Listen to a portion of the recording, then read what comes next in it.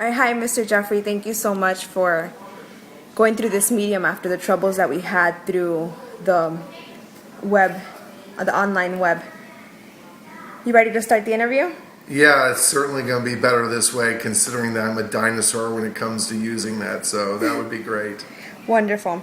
Okay, so as I told you, this meeting is for my entrepreneurship class in FIU, and I'm interested in finding out more about you and how you got to where you are today with your business.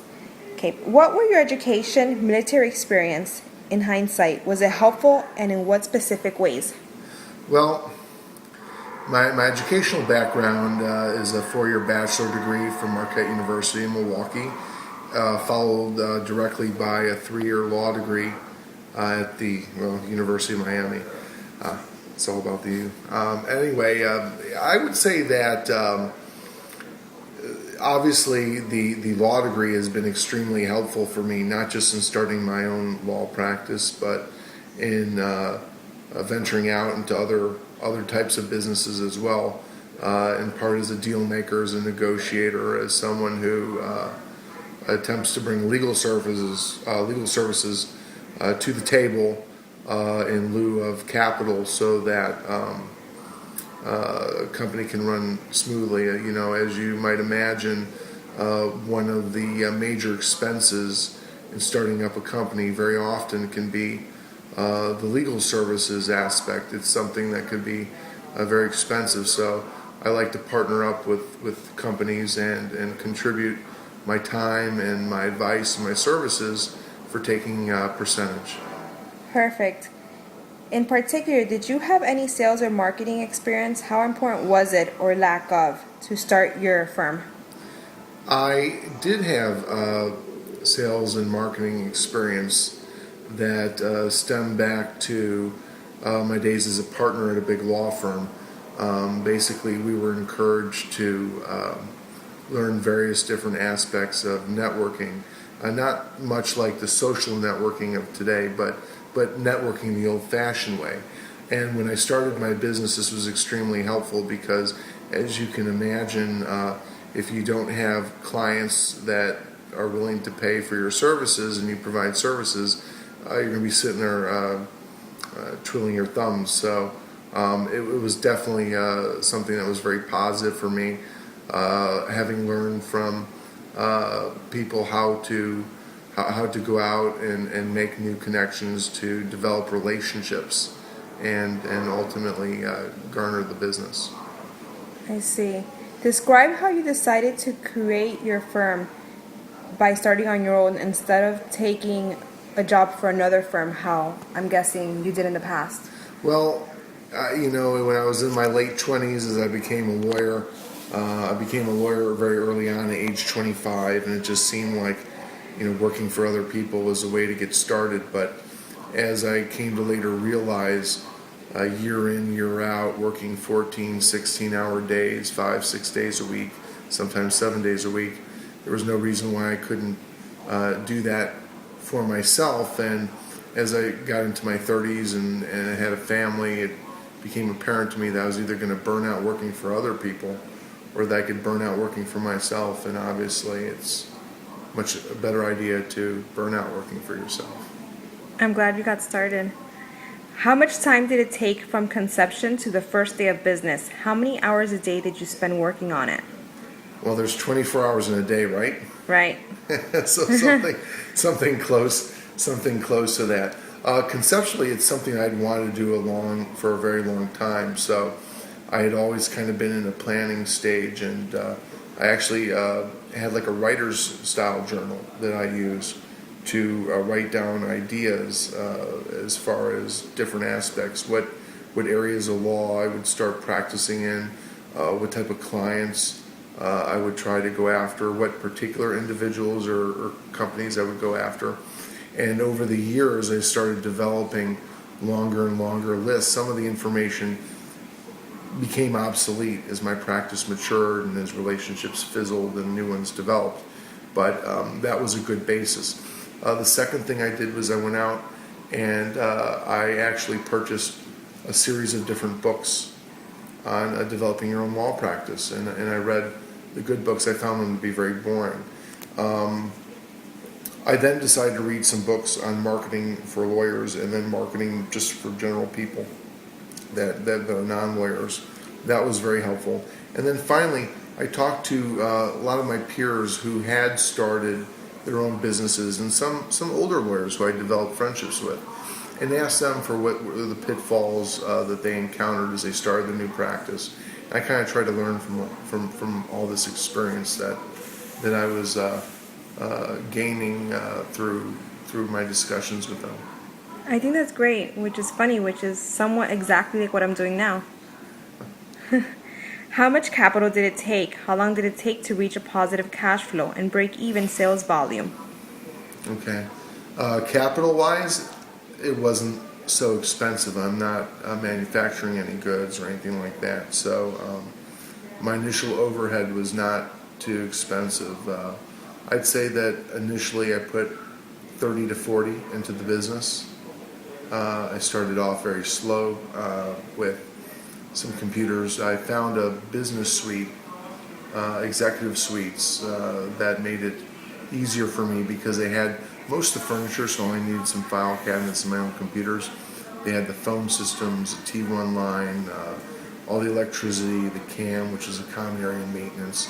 All that was included, so there were a lot of services that were bundled up and included, and that kept my overhead real low initially, and that was very helpful. As far as breaking even,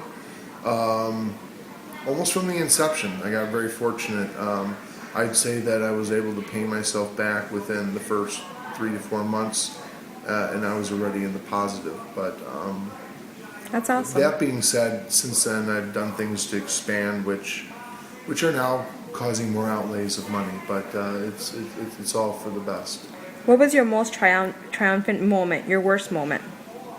My worst moment was getting started with a very small book of business and a very big book of people who I thought would like to give me business or people that I had done business with in the past. It was very scary to take that first step, those first steps, and venture out on my own when I had the comfort of the big firm, drawing a very big salary, all my expenses covered, vacations, overhead, everything taken care of for me, no liability. So my most triumphant moment, I would say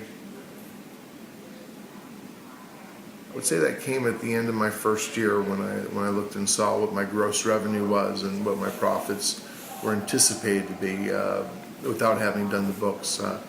I was very pleased to see that. A lot of people said that if you break even your first year, you've done very well, and I did a lot better than that. So that was a very triumphant day for me to see that. I really hadn't been following it month to month to month to month. I knew what my monthly gross revenue was, but when I saw the figures, and it was a very good year. I imagine very rewarding. Congratulations. When you looked for key people as partners, advisors, or managers, were there any personal attributes or attitudes you were particularly seeking because you knew they would fit with you and important to your success? Yeah, there was a handful. Obviously, you want someone who's going to be very competent in what they do, but separate and apart from that, you want it to be someone that you're comfortable working with, someone who has a good attitude, someone who's going to be loyal, treat the business as if it were their own, someone who's hardworking, people that don't have too many personal problems, or at least that don't wear them on their sleeve. The more negative that you see from someone in the first few months, the more likely it is you should just get rid of them, because if your initial impressions are bad and you see certain things developing, certain patterns develop, and they're a new employee, then it's time to cut them loose, because your initial impressions are probably right, and you're going to be sorry if you let them linger on, and it will actually cost you more money in the long run having to continue on with bad employees, because there's a lot of downtime in having to train new employees. There's severance issues with letting people go, unemployment issues with letting people go, and sometimes there's recruiter fees and other advertising fees to find new people. So just cut them loose early on, and don't waste your time with them. Okay, I understand. In the beginning, you explained how you would be interested and have helped companies start their legal services with new businesses and etc. As an aspiring entrepreneur and hoping to start my own company one day, what advice would you give me legally as far as how I should start? Okay. First of all, you want to make sure that you choose your partners or your joint ventures or your venture capitalists, your angel investors, whatever it is.